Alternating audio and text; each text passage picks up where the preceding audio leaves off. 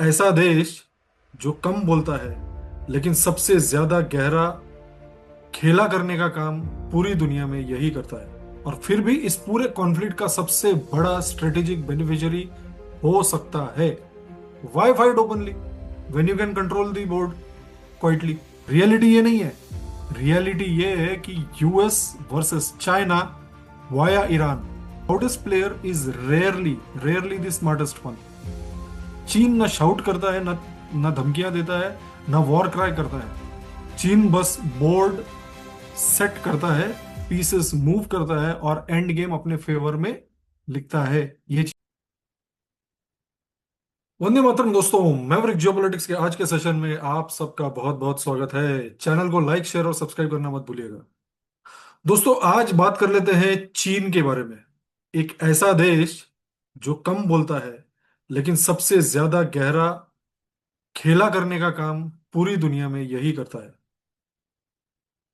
एक silent role निभाता है या दिखाता है, बट पीछे पीछे बहुत एक्टिव रहता है।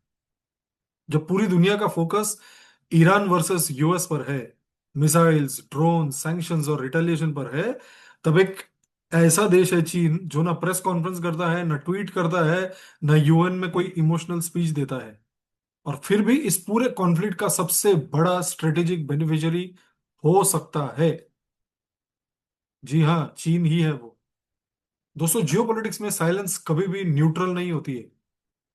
साइलेंस अगर है तो वो किसी ना किसी के साथ है। चीन ने भी ईरान क्राइसिस पर कोई स्ट्रॉन्ग कंडेमनेशन नहीं दी, कोई ओपन सपोर्ट भी नहीं दिखाया, कोई मिलिट्री स्टेटमेंट भी नहीं दिया। लेकिन इसका मतलब ये बिल्कुल नहीं है कि चीन इनएक्टिव है। चीन का रूल बहुत ही सिंपल है। Why fight openly when you can control the board quietly. अब सबसे पहले बात करते हैं इंटेलिजेंस शेयरिंग की। मल्टीपल इंटेलिजेंस लीक्स और वेस्टर्न रिपोर्ट्स के मुताबिक चीन चीन क्या करता है कि US military movement, naval fleet positioning और कैरियर स्ट्राइक ग्रुप की एक्टिविटी का डेटा ईरान के साथ हाथों हाथ शेयर करता है। अब सवाल उठता है कि चीन को ये इंटेलिजेंस मिल कहां से रही है। आप सोचिए कहां से मिल रही है। बहुत ही सिंपल जवाब है दोस्तों इसका। Space based surveillance, commercial satellite, cyber intelligence and maritime tracking system.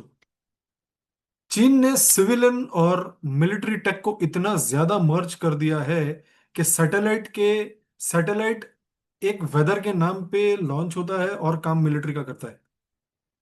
वैसे चीन ईरान को डायरेक्टली हेल्प करता क्यों है? ये जो हमने अभी थोड़ी देर पहले सुना कि सैटेलाइट तो लॉन्च करेगा वेदर देखने के लिए, कब बारिश होगी, कब सूखा पड़ेगा, कब अकाल पड़ेगा, बट निकलता सारा मिलिट्री इंफॉर्मेशन है। अब ये चीन डायरेक्टली करता क्यों है?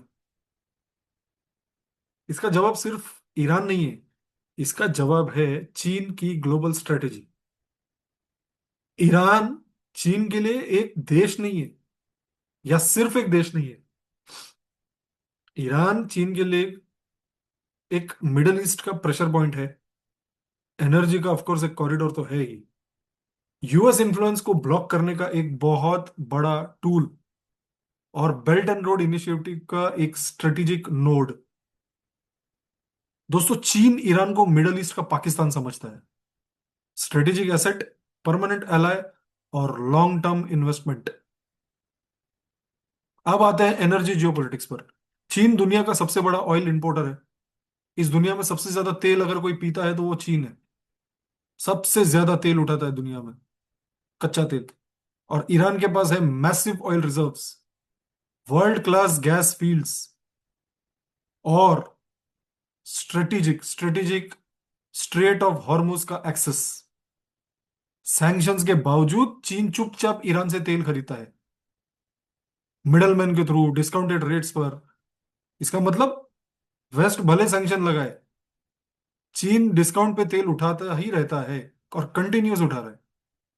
ये सिर्फ एनर्जी नहीं है, ये इकोनॉमिक वॉरफेयर का एक मास्टर स्ट्रोक है। अगर कल को मिडल ईस्ट अनस्टेबल होता है, सऊदी या यूएई प्रेशर में आते हैं, तो चीन के पास एक सॉलिड बैकअप है, दैट इज कोर्स ईरान।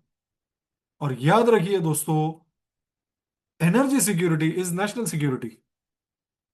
चीन अपनी factory, sports, AI labs, semiconductor plants, सब कुछ एनर्जी के भरोसे चलाता है।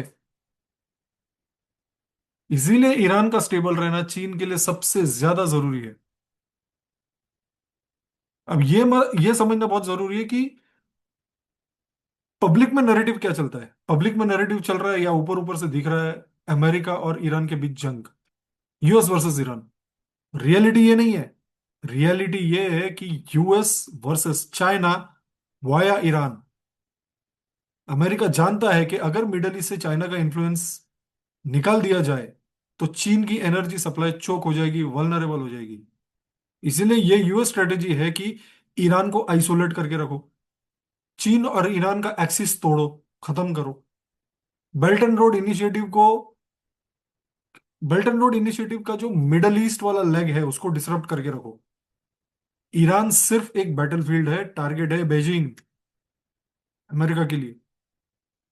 और अब सबसे कंट्रोवर्शियल पॉइंट, रिपोर्ट सजेस्ट करती है कि ईरान के एडवांस्ड सेंट्रीफ्यूजेस जो हाई ग्रेड यूरेनियम एनरिचमेंट में यूज हो रहे हैं, उनमें जो डिजाइन इनपुट्स हैं, उनमें जो प्रिसिशन इंजीनियरिंग है, और उनमें जो मटेरियल साइंस है, इन सब में चाइनीज फुटप्रिंट है। इसका कोई डायरेक्ट प्रूफ नहीं है, लेकिन इनडायरेक्ट घुमा घुमा घुमा के बहुत सारे सिग्नल्स हैं। चीन ऑफिशियली बोलेगा हमने कुछ नहीं दिया भाई। और जियोपॉलिटिक्स में plausible deniability is a very big factor, इसमें कोई डाउट नहीं है दोस्तों। चीन भी चाहता है ईरान ना गिरे। अगर ईरान गिर गया, चीन का ऑफ कोर्स तेल का एक बहुत बड़ा सप्लायर, वो तो गिरेगा ही, बट ईरान अगर गिरा तो अमेरिका डिस्टर्ब कैसे रहेगा, एंगेज कैसा रहेगा?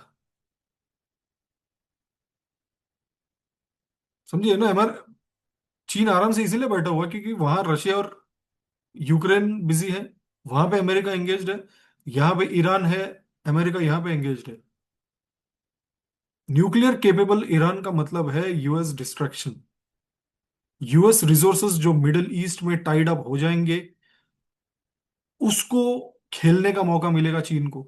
इंडो पैसिफिक पर प्रेशर कम हो जाएगा, ताइवान पर स्ट्रेटेजिक ब्रीदिंग का स्पेस मिलेगा चीन को, अमेरिका को ईरान में एंगेज करके। मतलब ईरान को स्ट्रांग बनाकर चीन अपना पैसिफिक चेस बोर्ड क्लियर करता है। चीन का मिलिट्री डॉक्ट्रिन बहुत ही क्लियर है दोस्तों, never fight where the enemy expects you. वहां लड़ो ही मत जहां एनिमी जानता है कि आप आओगे। चीन डायरेक्ट वॉर नहीं चाहता, चीन प्रॉक्सी चाहता है, चीन डिस्ट्रैक्शन चाहता है। ईरान उस स्ट्रेटेजी का, चेस का परफेक्ट प्यादा नहीं बल्कि परफेक्ट वजीर है।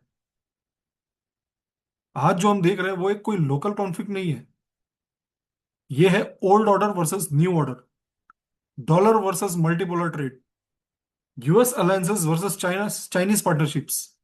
चीन चुपचाप ये मैसेज दे रहा है, you control the headlines, I will control the outcomes. Donald Trump को बहुत पसंद है न्यूज में रहना, हर बार कोई ना कोई स्टेटमेंट देगा और न्यूज में रहेगा और न्यूज वाले उछालते रहेंगे उस न्यूज को। चीन चुपचाप पीछे से पीछे काम करता है, बिल्कुल चुपचाप, बैकडोर में। आने वाले टाइम में हम शायद देखेंगे कि चीन और ईरान के और भी ज्यादा डीपर एनर्जी डील्स हो, युआन बेस्ड ऑयल सेटलमेंट्स हो, मिलिट्री टेक का कोऑपरेशन किसी तीसरे देश के थ्रू हो, यूएस सैंक्शन का इम्पैक्ट कम होता भी दिखेगा अपने को। क्योंकि आप एक ही हथियार को कितनी बार चलाओगे दोस्तों?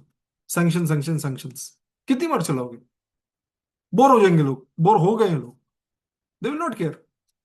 और सबसे इंपॉर्टेंट चीज, चीन की चुप्पी और गहरी होती जाएगी, क्योंकि जब चीन बोलता है तो यूजुअली गेम ऑलरेडी खत्म हो चुका होता है।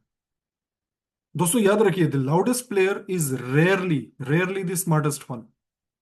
चीन ना शाउट करता है, ना धमकियां देता है, ना वॉर क्राई करता है। चीन बस बोर्ड सेट करता है, पीसेस मूव करता है और एंड गेम अपने फेवर में लिखता है। ये चीन की आदत है। चलिए यहीं पर आज का सेशन का एंड करते हैं। मुझे लगा थोड़ा चीन पर बात करूं कि चीन ईरान को कैसे घुमा घुमा के इस्तेमाल करेगा, घुमा घुमा के क्या सीधा इस्तेमाल कर रहा है। It's for everyone to see. Channel को लाइक शेयर और सब्सक्राइब जरूर कीजिए दोस्तों। जय हिंद, भारत माता की जय।